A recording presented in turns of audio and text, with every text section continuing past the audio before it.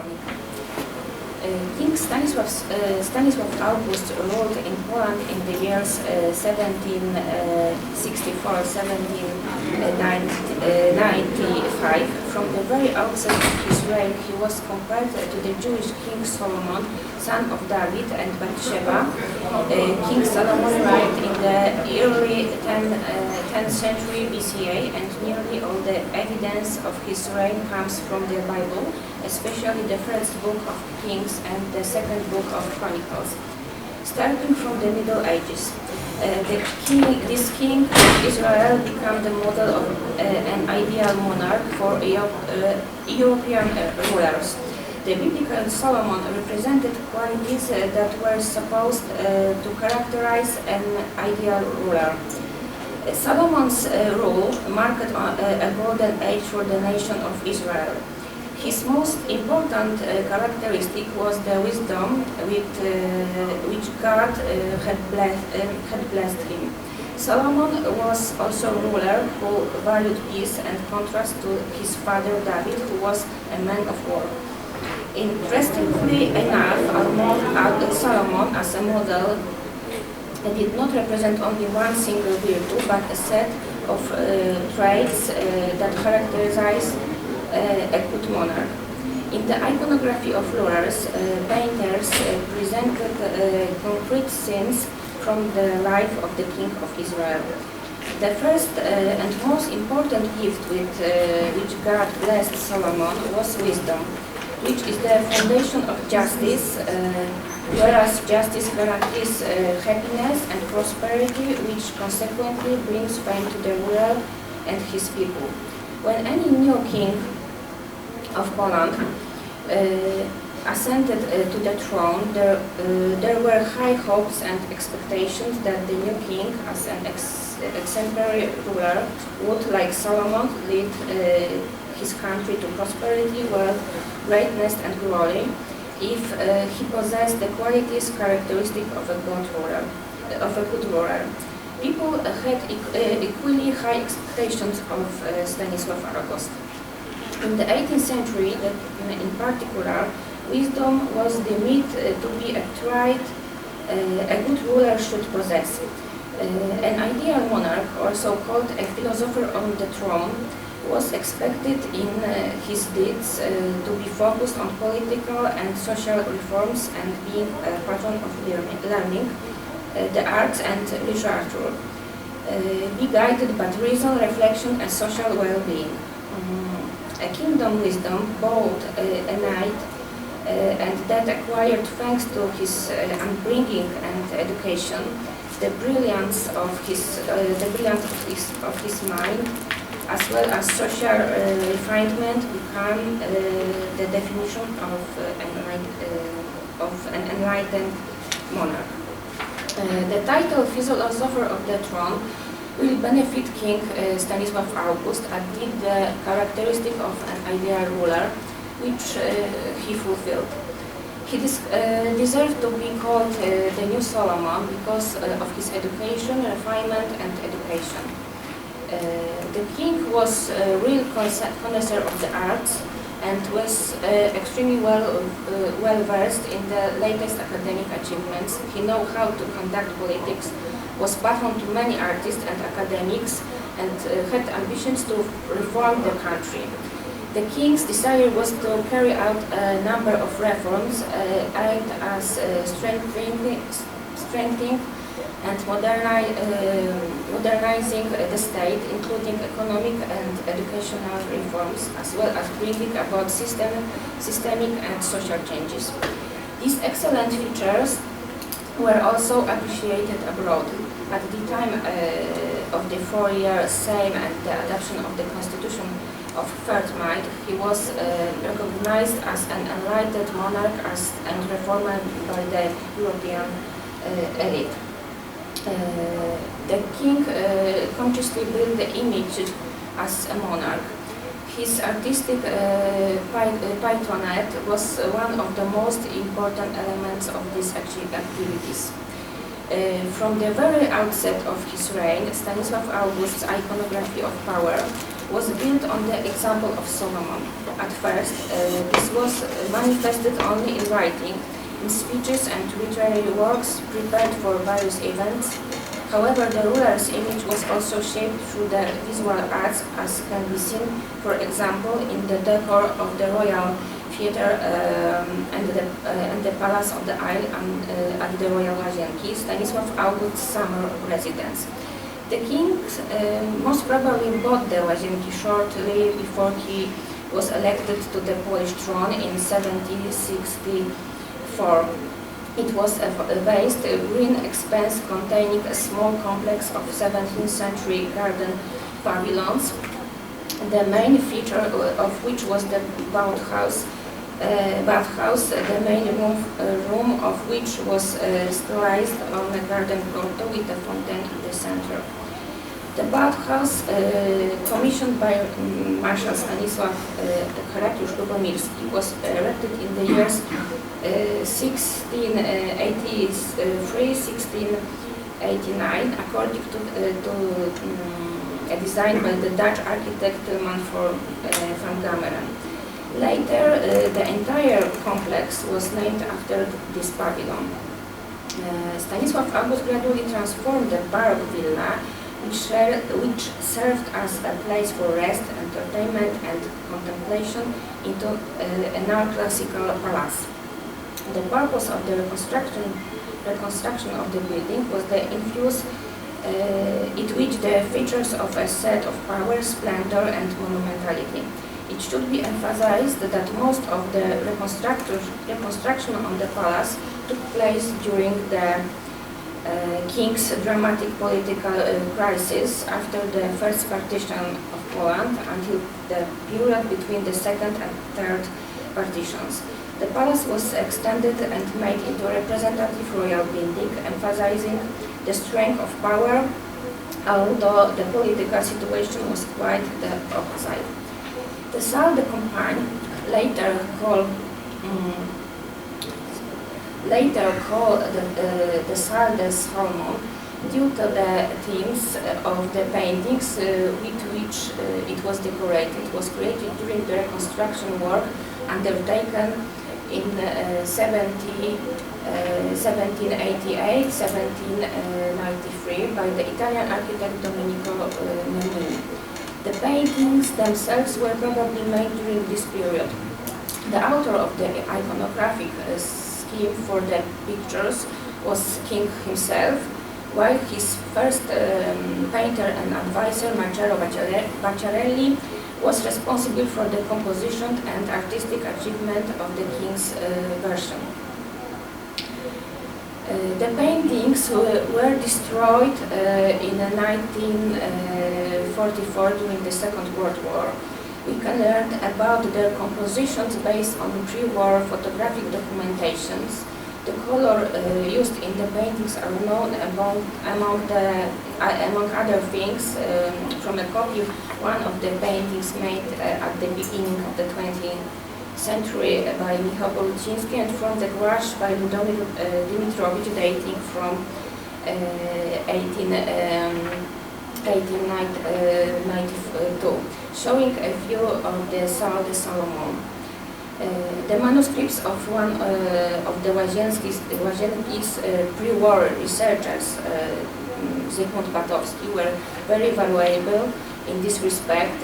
He recorded the layout of the exciting arrangement of the characters and the colors used in the paintings.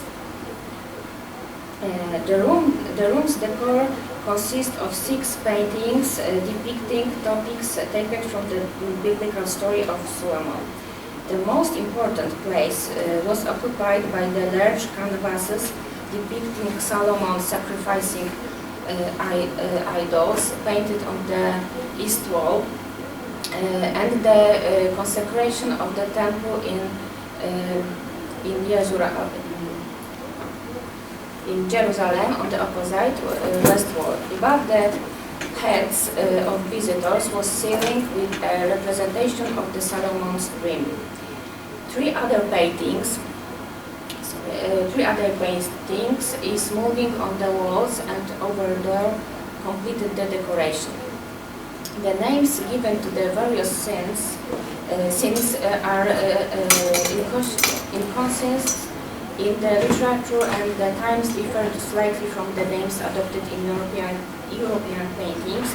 However, according to the 1795 inventory of the King's collection, the series decorating the Son of Solomon comprised Solomon making a sacrifice to idols in the behest of his concubines, the consecration of the temple in Jerusalem, Solomon's dream, the judgment of Solomon, visit of the Queen of Sheba, Solomon, and King Hiram.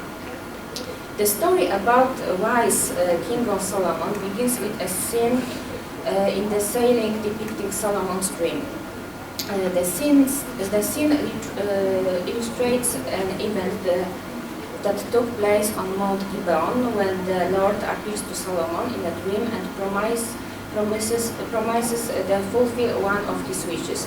Solomon, as a young and inexperienced ruler, asked God for the gift of wisdom and reason that he might justly exercise his rule. But because he asked for a little, he received not only the gift of wisdom he asked for, but also fame and riches, and the promise of long life provided he obeyed God's commandments. In the central part of the painting, we can see the God Yahweh and the bottom on the right, leaning against a rock. The young Solomon is asleep. He is clad in a red cloak on the robes of a Roman soldier.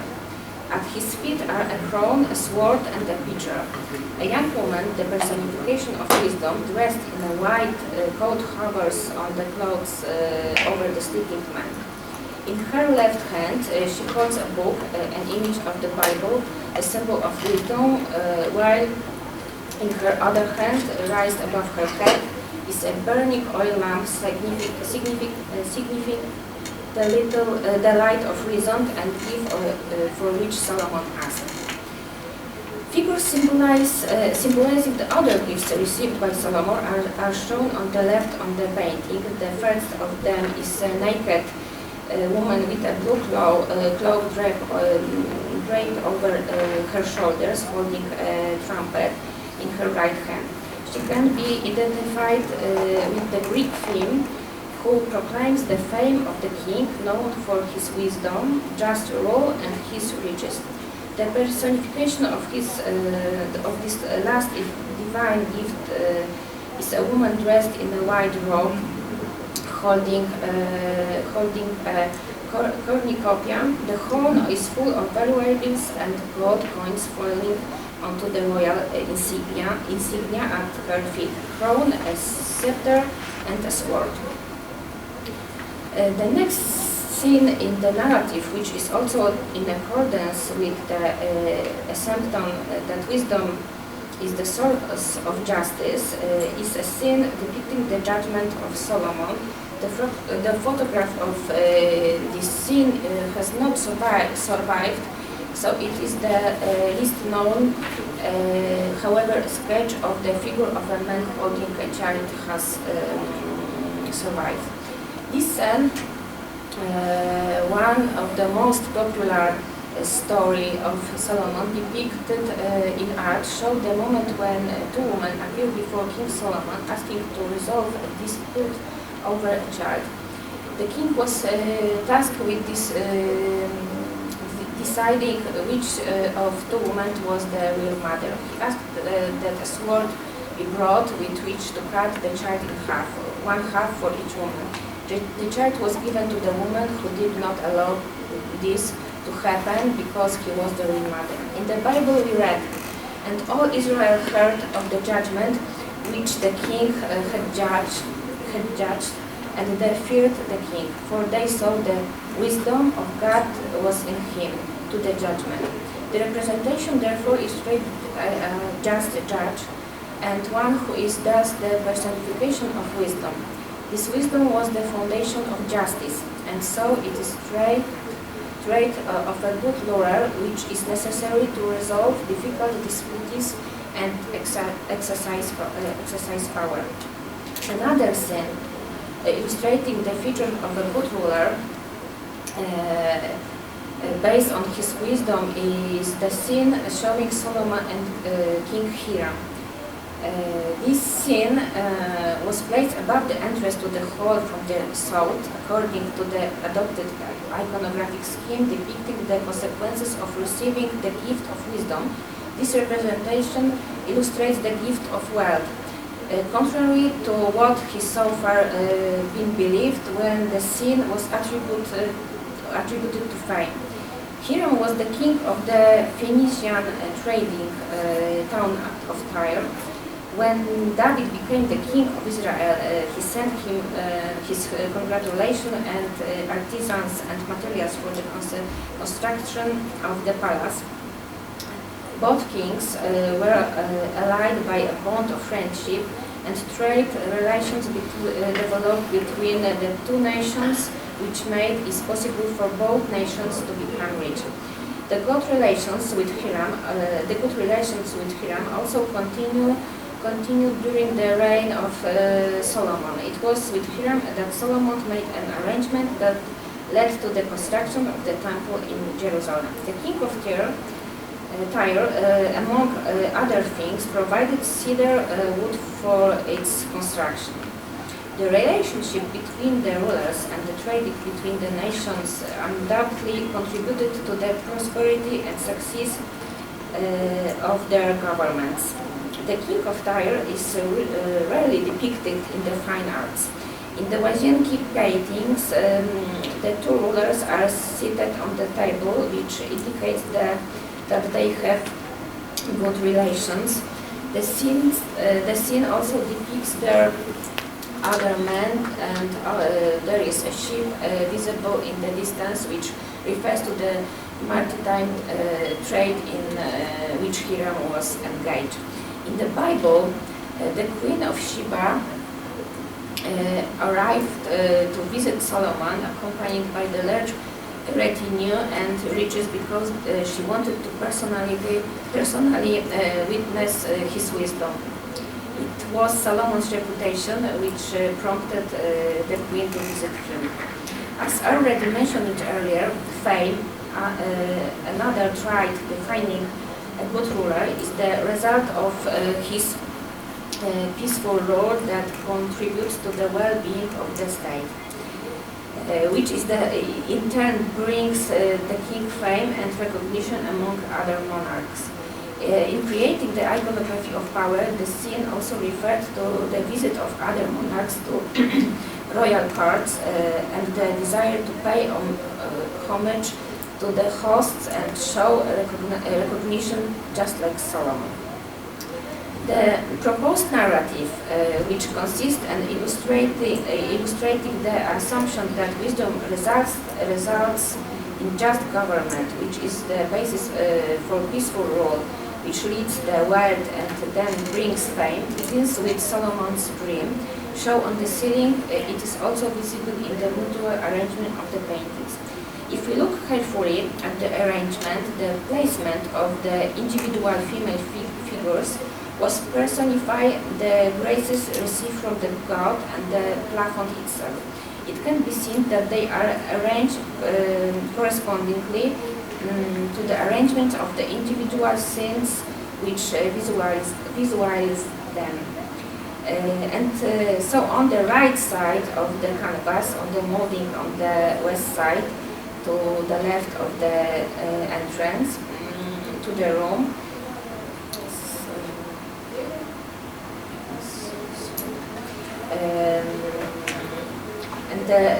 and so the right side of the canvas on the molding on the west side to the left of the entrance in the room, to the room.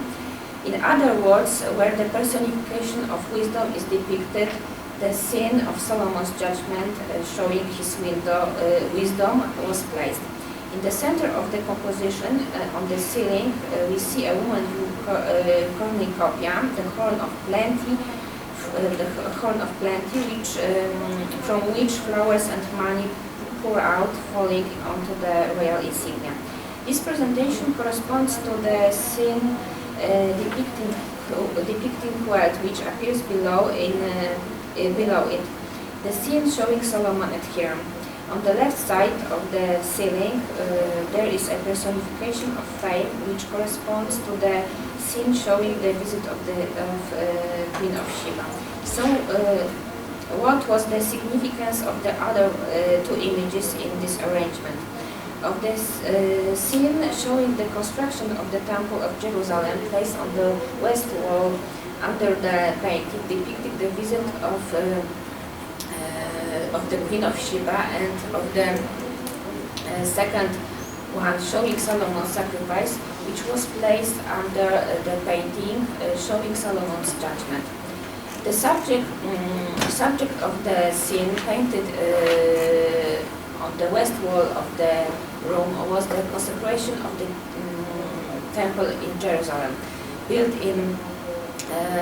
by Solomon on Mount Moriah. This was accompanied by a scene visible in the background showing the Ark of the Covenant being carried into the temple. The center of the picture is a young King Solomon, splendidly attired in golden robes. On his head he wears a turban and a crown. His eyes and the arrangement of his hands indicate a gesture of prayer, the moment when Solomon petitions God to be merciful to his people. Next to the king is a man dressed in Roman clothing, also covered with a red cloak, with a helmet on his head, who is conversing with Solomon. The building of the temple was Solomon's greatest achievement, so the scene emphasizes his contribution. Once again, one possible interpretation of the scene in the context of royal propaganda of power is wisdom, because rulers who, through the development of learning, expand their countries are king builders, architects of the world. Architecture was also considered to be the ars sapientia, art of wisdom. The scene depicting Solomon's sacrifice takes place inside a temple. An old man dressed in an oriental costume kneels on the steps of the altar at the feet of a woman dressed in a white robe. It is King Solomon who is holding a censer and making a sacrifice to a pagan god visible to the left of the painting. The group of a woman surrounding Solomon are his numerous concubines and wives who are bringing gifts for the pagan gods. The scene refers to a fragment from the Bible about the elderly Solomon who, at the insignation of the concubine, starts worshipping false gods. For turning his back on God, Yahweh punished Solomon by bringing down the kingdom of David. How far can we interpret the scene as the expression of the king's feelings, who sensed that the end of his reign was approaching, which also meant the end of his reforms? Stanisław August did not want to relinquish in his vision for the country's development, but he realized that once he stayed from his chosen path, it could only end, as in the case of Solomon, in the downfall of his country. The piece on the isle, the palace on the isle, which was being extended by Stanisław August together with the new decoration from the interiors, was to be an expression of his policies and expression of his power and the glorification despite the political situation of the country. Is the message contained in the painting depicting Solomon's sacrifice and admittance of the king's errors. Perhaps it would be better to suggest it was a warning. The paintings in the Salle de Solomon were therefore an illustration of what a king sitting on the throne, guided by wisdom, could and should achieve during his reign.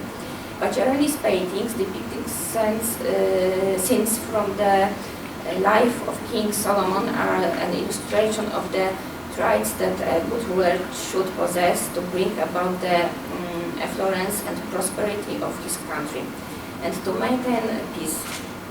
And wisdom is that trait that necessary to achieve these goals. He will gain fame and be known beyond the borders of his country, and his achievements will be remembered by generations to come. Stanisław August, by taking the biblical ruler as his model, showed that this is how he wished to be remembered. And conclusion, the no longer surviving paintings in the Psalm of Solomon also raise question about the sources used to paint scenes, iconography, graphic and painted, the models for the compositions, as well as the choice of the depicting scenes. The most popular scenes, Solomon's Judgment, the visit of Queen of Sheba, and Solomon's sacrifice, make us in a very general way of similar and accepted compositional schemes. In the case of Solomon's dream, it is possible to find models closer to Bacciarelli's composition, that is a painting by Luca Giordano and the engraving by Eustache Lisser. However, the scene with the consecration of the temple can also be compared with one other work which alludes to the arguments of the Lazenki paintings, that is a painting by Blaise Lessier, showing the same subject and one which is very related, rarely depicted. King Stanisław August was a ruler who himself liked to devise the concepts for the artistic and architectural works he commissioned. This was probably also the case with regard to the Psalms of Solomon, but it has been impossible to find the sources in which one could identify and find references to the concept itself and the meaning behind the paintings and the models used. This remains as open question. Thank you.